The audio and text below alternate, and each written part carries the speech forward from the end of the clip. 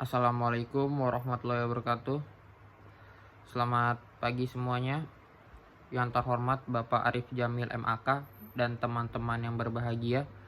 Pertama-tama marilah kita panjatkan puji syukur kehadirat Allah Subhanahu wa taala karena telah memberikan rahmat sehingga kita dapat menyaksikan video ini. Perkenalkan, nama saya Hilmi Zaki Rizky Saputra selaku moderator dalam diskusi tentang audit syariah. Adapun anggota saya yang pertama Alia Maulida sebagai pemateri pertama dan Setia Fitri sebagai pemateri kedua. Baik teman-teman, kita masuk saja kepada seksi yang pertama, yaitu pembacaan materi oleh Alia Maulida. Pengertian audit syariah. Menurut Arens et al. Auditing adalah proses pengumpulan dan pengevaluasi bukti tentang informasi yang dapat diukur mengenai suatu ekonomi yang dilakukan oleh seorang yang kompeten dan independen, menentukan dan melaporkan kesesuaian informasi dimaksud dan kriteria-kriteria yang telah ditetapkan. Audit adalah faktor penting untuk menjamin akuntabilitas perusahaan. Hal ini untuk mengeksplorasi audit syariah yang memungkinkan praktisi dan pengguna menggunakan pengetahuan yang diperoleh baik dalam audit konvensional syariah Islam. Secara umum, audit syariah adalah untuk melihat dan mengawasi, mengontrol dan melaporkan transaksi sesuai syariat Islam yang bermanfaat, benar, tepat, waktu, dan laporan yang adil untuk pengambilan keputusan. Lanjut, materi B, konsep dan perkembangan audit syariah. Konsep audit syariah wajib diperbanyak pemahaman dengan adanya aktivitas yang mestinya berhubungan dengan sistem produk, lingkungan pekerja, serta berbagai warga agar memperluas pengetahuan terhadap konsep dari audit syariah. Audit syariah mempunyai keterkaitan dengan lembaga Hizbah. Hizbah merupakan salah satu yang termasuk dalam lembaga perekonomian paling pertama pada Islam. Istilah Hizbah yakni lembaga agama yang berada di bawah naungan negara, yang dipilih orang untuk menjadi petanggung jawab dan menugaskan perintah yang menurutnya benar. Konsep yang dilandaskan dengan al-amr bin ma'ruf wal nahyu al-munkar, auditor syariah yang mempunyai kedudukan yang sama dengan mustasib, yakni yang bertanggung jawab atas konsep taklif atau tanggung jawab maupun akuntabilitas, agar dapat memastikan bahwa lembaga keuangan syariah secara hukum diperketat untuk memeluk aturan syariat Islam. Saya kembalikan ke moderator. Terima kasih kepada Alia Maulida yang telah menyampaikan materinya. Sekarang giliran Setia Fitri untuk menyampaikan materinya. Baik, terima kasih kepada moderator. Materi selanjutnya yaitu mengenai landasan hukum dan standar audit syariah. Yang pertama yaitu ada Al-Quran. Di dalam Al-Quran dijelaskan dalam surah Al-Infitor, surah ke-82 ayat 10 sampai dengan 12. Yang kedua surah Al-An'am, surah ke-6 ayat 152. Yang kedua itu ada Al-Hadis. Hadis riwayat Abu Daud dari Abu Hurairah, Rasulullah SAW bersabda, "Aku jadi yang ketiga antara dua orang yang berserikat, selama yang satu tidak hianat kepada yang lainnya. Apabila yang satu berkhianat kepada pihak yang lain, maka keluarlah aku darinya."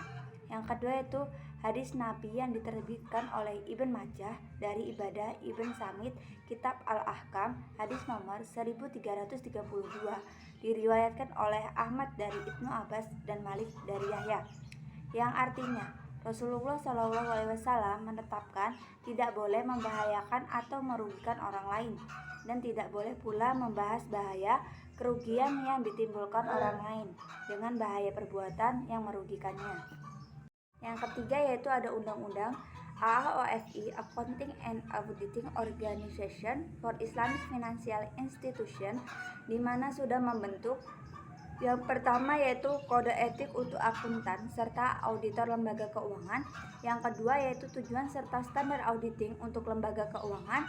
Yang ketiga standar akuntansi untuk lembaga keuangan terutama bank. Dan yang keempat yaitu konsep serta tujuan akuntansi keuangan untuk lembaga keuangan. Selanjutnya itu berdasarkan prinsip dari audit AAOIFI ialah auditor diharuskan untuk melakukan perencanaan serta melakukan audit dengan potensi profesional, waspada, serta sadar akan seluruh kondisi yang berpeluang mengakibatkan kesalahan penyajian laporan keuangan. Yang kedua, auditor diharuskan melaksanakan audit berdasarkan standar dari ASIFIS atau Auditing Standard for Islamic Financial institution. Yang ketiga yaitu auditor pada kelembagaan keuangan syariah diharuskan menaati ketentuan profesi akuntan dari The International Federation of Accountants dan AAOIFI yang tidak berlawanan akan ketentuan serta pedoman Islam. Sekian materi yang dapat saya paparkan, saya kembalikan kepada moderator.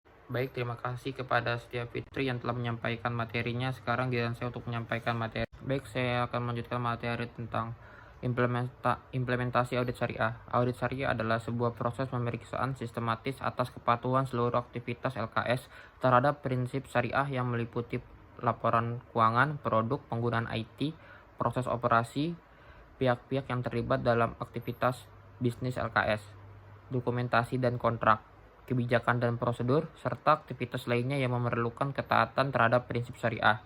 Kegiatan audit pada LKS terdiri dari 3 lapis. Yang pertama, auditor internal melakukan pengujian pada laporan keuangan LKS, memastikan kesesuaian dengan standar akuntansi yang berlaku umum dan tidak terjadi salah saji material. Yang kedua, auditor eksternal melaksanakan pengujian atas hasil kerja auditor internal tersebut. Dan yang ketiga, auditor eksternal yang memiliki sertifikasi melakukan pemeriksaan untuk memastikan produk dan transaksi LKS telah sesuai dengan prinsip dan aturan syariah yang berkenaan dengan laporan keuangan. Kesimpulan, auditing adalah proses pengumpulan dan pengevaluasi bukti tentang informasi yang dapat diukur mengenai suatu entitas ekonomi yang dilakukan oleh seorang yang kompeten dan independen untuk menentukan dari melaporkan kesesuaian informasi dimaksud dan kriteria-kriteria yang telah ditetapkan. Audit syariah yakni sebuah mekanisme yang berurutan supaya mendapatkan kebenaran yang nyata guna mengolah opini subjek yakni presionis, proses kinerja, keuangan dan non-keuangan konsisten dengan prinsip serta ketentuan syariah yang diterima baik oleh muslim serta melaporkannya pada pengguna. Konsep yang dilandaskan dengan al-am bin ma'ruf wal nahyu an al-munkar.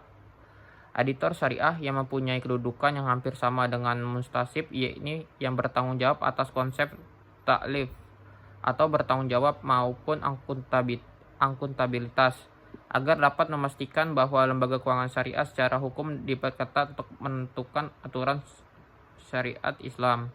Baik, terima kasih.